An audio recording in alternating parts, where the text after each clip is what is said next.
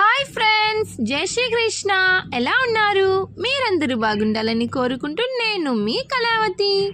నా వీడియోని లైక్ చేయడం మాత్రం మర్చిపోకండి.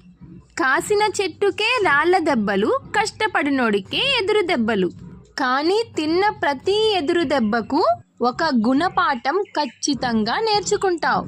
దిగులు పడేదేమీ లేదు. కాలం నీకు అనుకూలంగా మారే రోజు దగ్గరగానే ఉంది.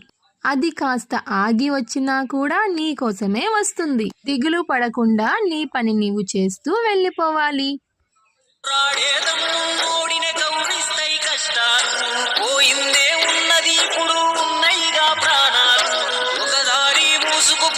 తెరుచుంటది ఇంకో రాదారి.